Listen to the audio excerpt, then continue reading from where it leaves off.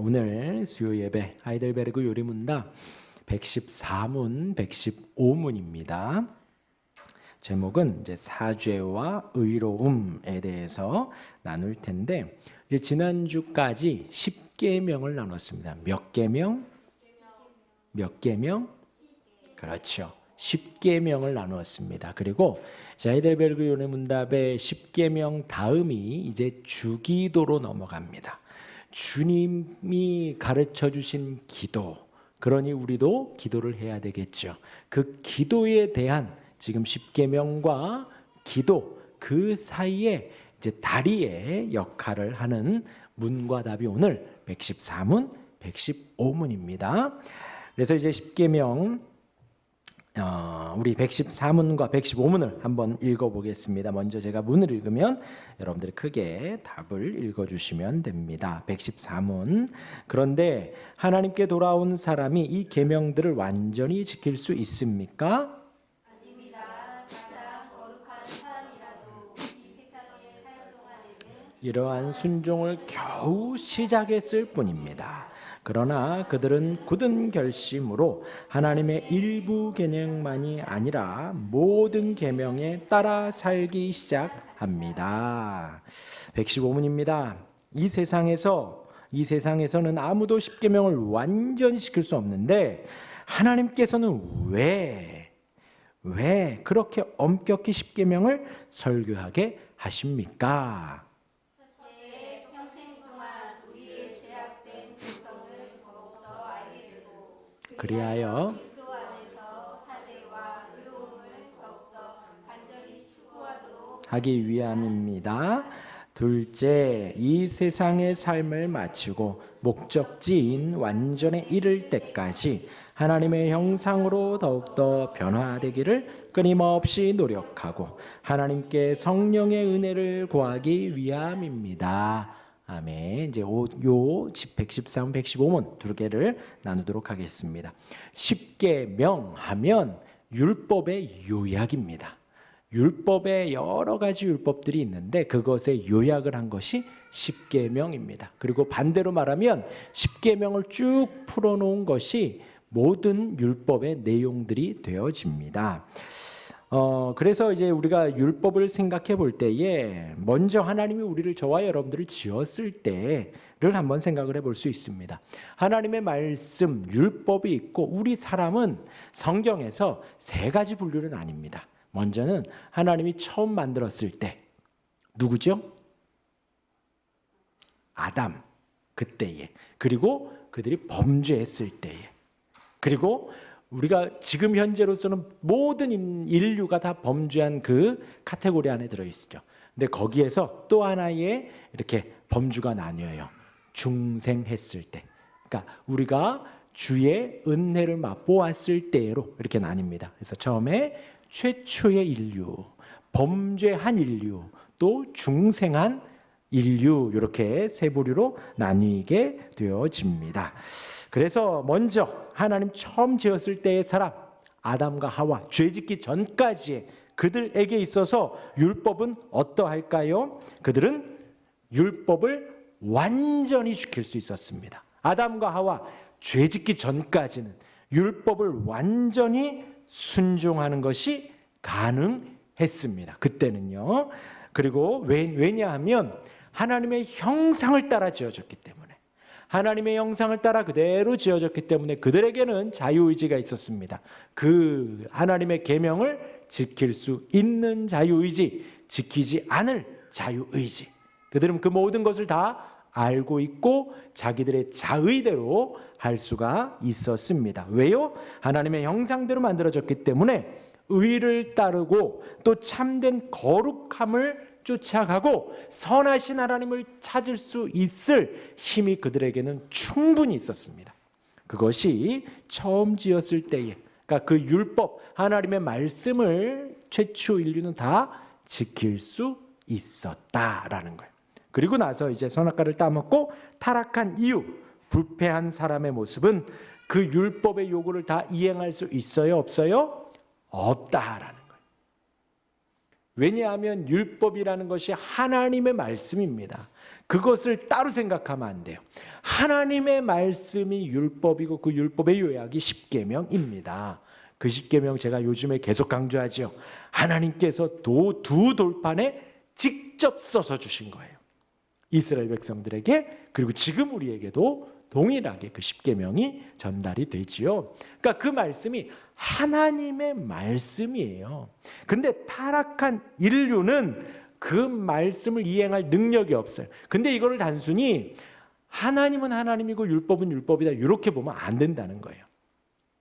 하나님의 말씀이 율법이기에 하나님이 말씀이고 말씀이 하나님이고 이렇게 봐야 되는 거예요.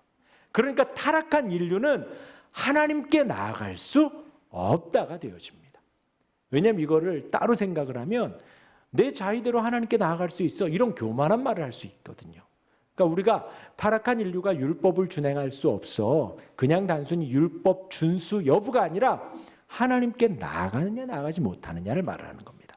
그래서 타락한 인류는 그 율법이 요구하는 바를 이행할 능력이 완전히 상실했습니다. 다르게 표현하면 하나님께로 자유롭게 나아갈 수 없게 되었다라는 것을 말하는 거예요.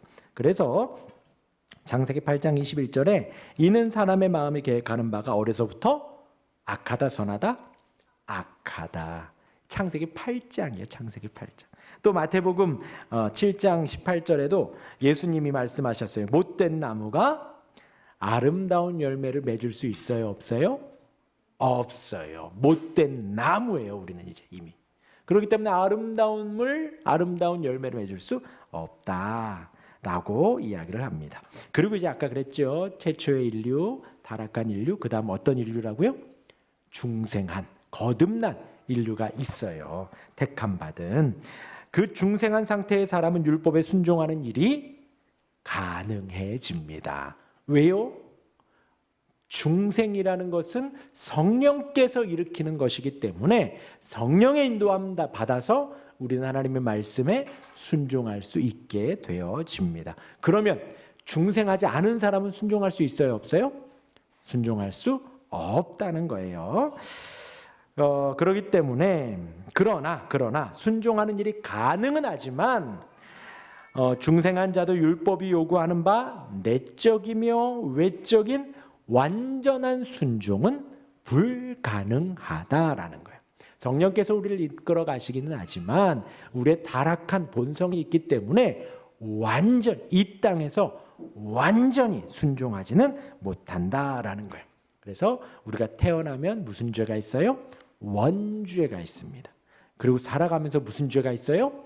자범죄가 있습니다. 그래서 우리는 매일매일 살아가면서 그 죄를 짓기 때문에 완전히 이루는 것은 불가능합니다. 그렇다면 말씀드린 대로 중생한 사람, 거듭난 사람, 중생하지 않은 사람, 거듭나지 않은 사람, 무슨 차이가 있을까요? 무슨 차이가 있을까요?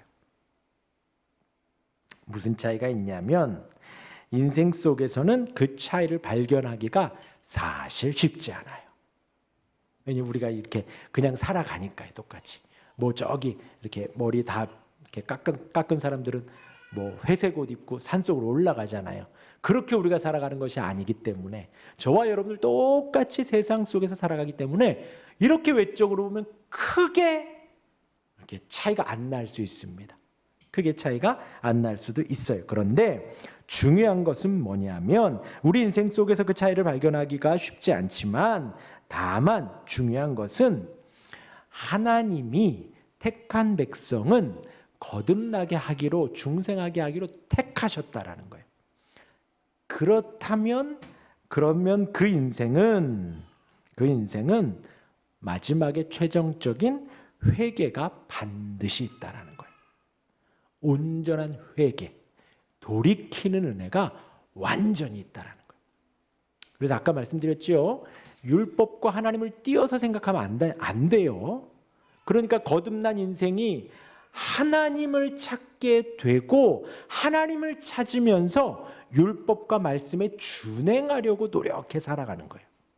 그러니까 거듭났다라는 것은 주께서 마지막 우리가 인생을 어떻게 외적으로는 이 세상 사는 모습으로는 크게 이렇게 구분할 수는 없을지 모르지만 최종적인 회개는, 완전한 회개는 있다라는 거예요. 우리가 하나님 앞에 회개하고 돌이키고 나 이제 예수님 믿기로 결심합니다 하는 그 회개는 택한 백성들, 중생한 백성들에게는 분명히 있다. 그렇지 않을 경우에는 그러한 회개도 없어요. 회개도 없고 또 순종의 시작도 없고 고의적인 죄, 자범죄만 계속 짓고 살아가게 됩니다. 자, 그래서 이제 115문에 이제 율법의 용도, 십계명의 용도를 설명을 하는데, 이 율법의 부분을 우리가 율법 하면은 성경에 나와 있는 것이 딱 세 가지가 있습니다. 율법 이제 분류를 하면요, 하나는 의식법이라고 있습니다. 따라하겠습니다. 의식법. 의식법. 예, 이것이 제의적인 그 법이 있어요. 그러니까 성경의 율법이 세 종류가 있는데 하나가 의식법이라는 거예요. 제의적인 법을 말해주고 있는 게 있어요. 그것은 화목제, 번제는 이렇게 드려라, 이렇게 드려라. 그것은 어떤 역할을 하느냐? 저와 여러분들 우리를 하나님께로 인도하는 초등교사 역할을 합니다. 아주 기초적인, 그게 완전한 건 아니에요. 기초적인 역할을 합니다. 그리고 유대인들을 다른 백성들과 구분짓는 하나의 경계선이 되어져요. 제의법, 그것을 지키며 또 그렇게 제의적인 의식법을 이렇게 지키면서 거기에서 제사장들이 뭘 말하냐? 도덕법에 대한 순종을 언급을 하는 거예요. 지금으로 말하면 예배하면서 여러분들 말씀대로 살아야 합니다. 말씀대로 살아야 합니다. 이렇게 이야기한다는 거죠. 그리고 믿음을 더욱더 확증합니다. 그때 당시에서도 그 제의적인 유월절을 지키고 안식일을 지키고 뭐 초막절을 지키고 등등 절기를 지키면서 그들의 믿음을 더욱더 확증해 가는 거예요. 그리고 제가 계속해서 말씀드리죠. 여러분들이 이 수요 예배 나오고 금요 기도에 나오고 새벽 예배 나오고 혹은 개인적으로 말씀을 보고 기도하고 그 시간들을 계속해서 축적해 갈 때 우리의 믿음은 더욱더 확증되어 가는 거예요. 확신해 가는 거예요. 우리가 믿음으로 나오니까요. 그것이 바로 의식법의 용도입니다. 의식법의 용도. 그리고 그 의식법은 지금 예수님의 십자가로 말미암아 다 완성이 되었죠. 그래서 더 이상 우리는 그 제의를 행하지 않습니다. 그리고 우리는 예배를 하죠. 예배를 하죠. 그렇게 의식법이 바뀌었고요. 두 번째가 재판법 혹은 시민법이라고 합니다. 그래서 여러분들이 시민법이라는 단어는 좀 들어보셨을 거예요.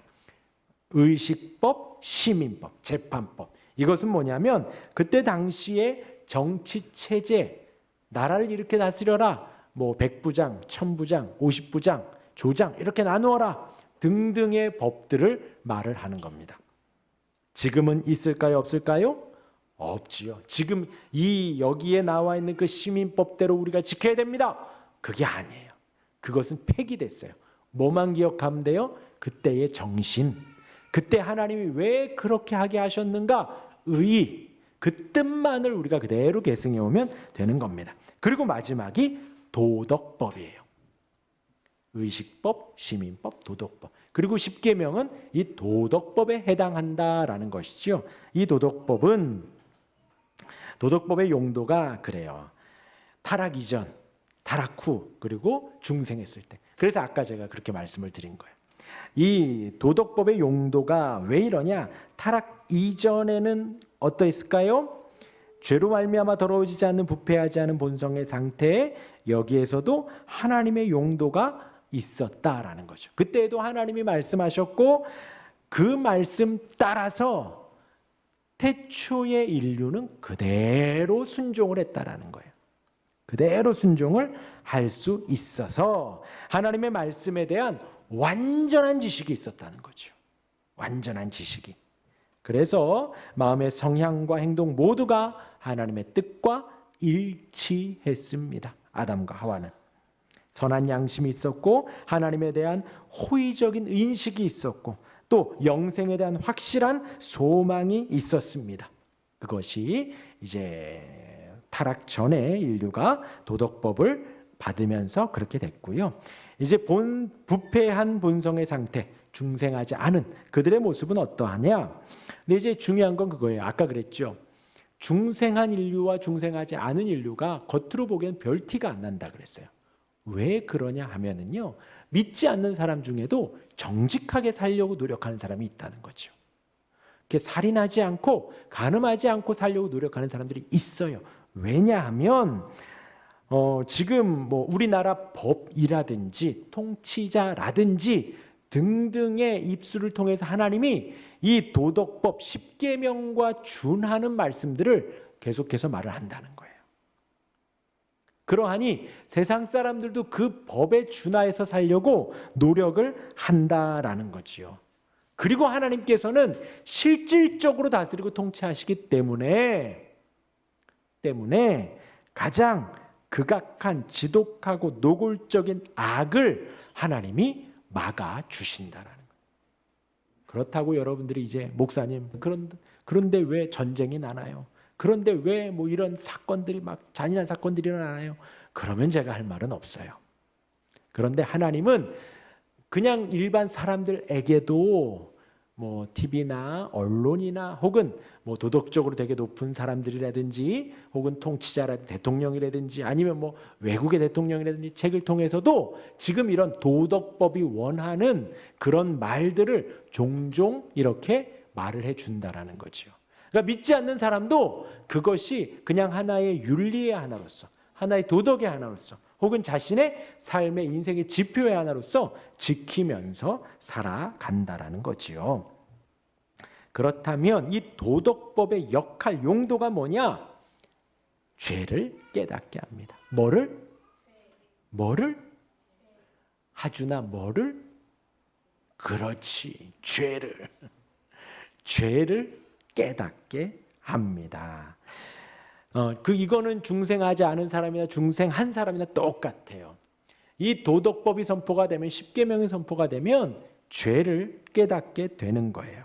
그리고 이 말씀이 우리를 책망하기 때문에 우리가 아멘하며 열린 마음으로 납득하고 하나님이 그 정죄할 때에 우리가 용서해 주십시오 하고 고개를 숙일 수가 있는 것입니다. 하나님 앞에서 우리는 영원한 정죄 아래에 있음을, 하나님 앞에서 우리는 죄인임을 계속해서 알려주는 거예요. 이 도덕법 10계명이요. 죄를 깨닫게 합니다. 그러면 이제 중생한 영혼들, 저와 여러분들처럼 거듭난 영혼들도 마찬가지입니다. 율법을 날마다 순종하려고 해요. 왜냐하면 말씀을 보고 율법을 보고 10계명을 보면 볼수록 우리 안에 연약함을 보게 하기 때문이에요. 우리의 부족함을 보기 때문이에요.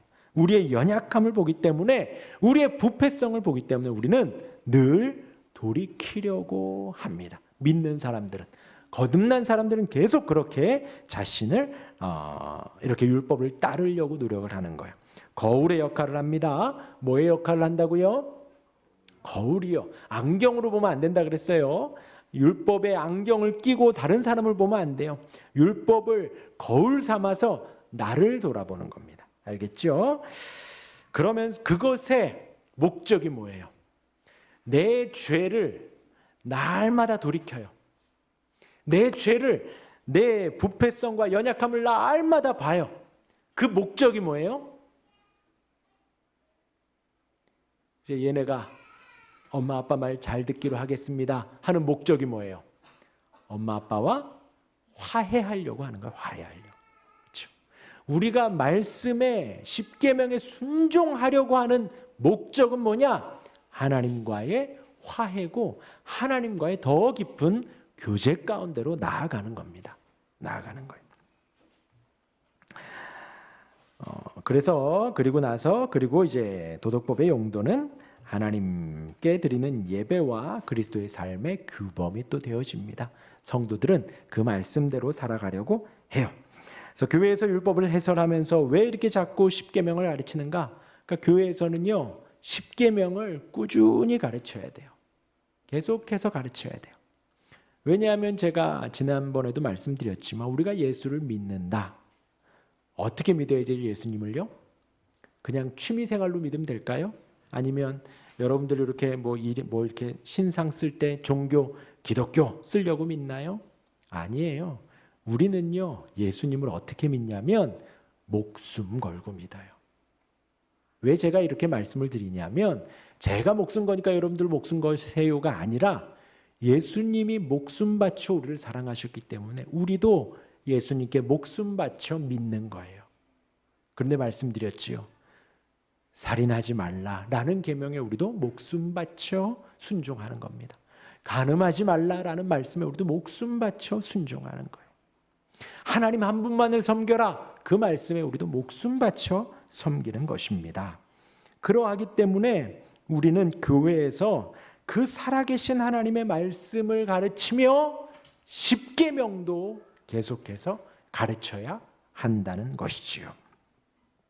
그러면서 우리가 십계명을 매일매일 매 예배 때마다 곱씹고 곱씹으면서 우리가 아까 하나님과 화해된다 그랬죠? 또 다른 목적은 뭐냐? 하나님의 형상대로 우리가 닮아가는 거예요. 닮아가는 거. 자, 여기까지 하고 115문의 답을 다시 보겠습니다. 115문의 답. 답을 한번 띄워줘 보세요. 첫째, 뭐라고요? 읽어봅시다. 시작. 평생 동안 우리의 죄악된 본성을 더욱더 알게 됩니다. 거기까지.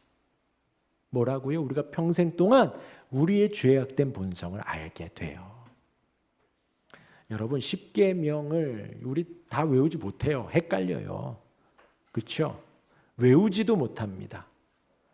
그리고 예배 때마다, 그리고 이제 올해 또 했으니까 내년쯤 한번 또 뭐 다른 어떤 신앙고백서나 대소요리 문답하면서 또 십계명을 나눌 수가 있을 거예요. 근데 십계명이 그냥 단순히 살인하지 말라, 뭐 안식일을 지켜라, 그것이 아니지요. 그것이 아니지요. 찬찬히 살펴보면 우리 마음의 죄악된 본성이 계속해서 드러나요. 1계명만 해도요. 1계명이 뭐예요? 너는 그렇지. 자, 우리 큰애 4계명이 뭐야?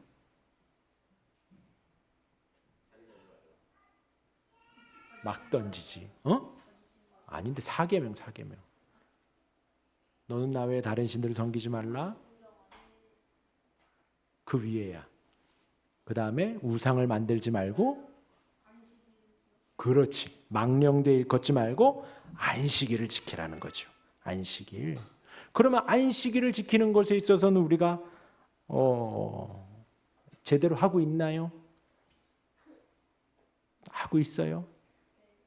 누구는 뭐 지난주에 양치질도 안 하고 왔다면서 주일날 예배 오는데 기쁨으로 오고 토요일 저녁에 미리 다 준비해 놓고 일찍 자고 일어나서 가장 베스트 컨디션으로 최선으로 와서 주일을 지켜야지요. 주일을 지켜야지. 그런데 우리는 주일날 나오는 것도 힘드니 안식일을 기억하여 거룩하게 지키라는 말씀이 우리에게 과연 적용이 되고 있는가? 망령되 일컫지 말라고 했는데 내 입술 속에서 하나님의 뜻이 막 무분별하게 나오지는 않는가? 부모를 공경하라고 했는데 공격하고만 있지 않는가? 혹은 무시하거나 나보다 나이가 많든 적든 나보다 좀 능력이 없는 것 같아 무시하고 좀 깔아내리지는 않는가? 그 사람의 약점만을 찾아서 공격하려고 하진 않는가? 이 십계명을 보면서 우리가 계속해서 우리의 악함과 연약함이 드러나는 것입니다. 살인하지 말라. 간음하지 말라. 다른 이성을 보면서 혹은 거짓 증언하지 말아라. 말씀드렸죠. 깎아내리고 왜곡하고 사실을 막 헐뜯고 하는 것이 쉽다고요? 높여주고 칭찬하고 세워주는 것이 쉽다고요? 세상의 것이 쉬워요. 재밌어요. 다른 사람 막 욕하고 깎아내리고 왜곡하고 무시하는 것이 쉬워요. 그런데 주님 말씀은 십계명의 말씀은 그렇게 하지 말래잖아요. 거짓말하지 말라고 하잖아요. 탐내지 말라고 합니다. 탐내지. 마음의 탐욕도 하나님 주신 것에 감사해야지 탐욕을 부리지 말라는 거예요. 이 십계명을 우리가 보면서 평생 동안, 언제 동안? 평생 동안 우리의 죄악된 본성을 계속해서 드러내는 거예요. 그리고 바꿔가는 겁니다. 하나님이 원하시는 것이 뭔가 더 적극적으로 이 계명을 지키며 살아가는 것이죠. 또한 그리스도 안에서 사죄와 의로움을 더욱더 간절히 추구하게 됩니다. 뭐라고요? 사죄와 의로움을 우리가 계속해서 소망을 한다는 거예요. 말씀드렸지요. 우리가 주의 말씀을 나 예수님 믿으면 되는 거 아니에요, 목사님? 아니라니까요. 예수님을 믿으면 이제부터 예수님을 더 알아가고 싶어져요. 예수님을 믿으면 그 하나님이 우리를 어떻게 사랑하셨는지 알고 싶어진다고요. 예수님을 믿으면 예수님의 십자가가 나의 무슨 죄를 용서해 주셨는지 알고 싶어진다니까요. 내가 얼마나 큰 죄인인지를 알고 싶어진다니까요. 그래서 그 사죄함을 날마다 더 알아가는 거예요. 주님이 나의 이러한 죄도 용서해 주셨구나. 이러한 연약함도 덮어주셨구나. 그것이 끝이 아니라 이제 돌이켜서 의로움을 추구하게 된다라는 거예요. 그러니 우리의 기도가 어찌해야 될까요? 어떠해야 될까요? 누가 그래요? 기도의 내용이 그 사람의 신앙이다라고 해요. 우리의 기도가 무엇이어야 하는가? 무엇이어야 하는가? 물론 건강해야 되고 좀 부유해야 되고 아프지 말아야 되고 나쁜 일 안 생겨야 되고 뭐 일이 있지만 여기 말한 대로 하나님이 어떠한 분인가? 내가 무슨 죄를 용서함 받았는가? 내가 어떤 하나님을 쫓으며 살아가는가? 하나님의 사랑이 자비가 하나님의 온유함이 하나님의 화평함이 내 삶에 어떻게 이루어지는가? 그 의로움을 쫓아 살아가는 것. 나의 기도의 내용이 이렇게 좀 바뀌어야 합니다. 사죄와 의로움으로 초점을 맞춰가는 거예요. 이 10계명의 내용이 저와 여러분들 우리의 기도의 제목이 되고 우리의 삶의 목표가 되어져 가야 합니다.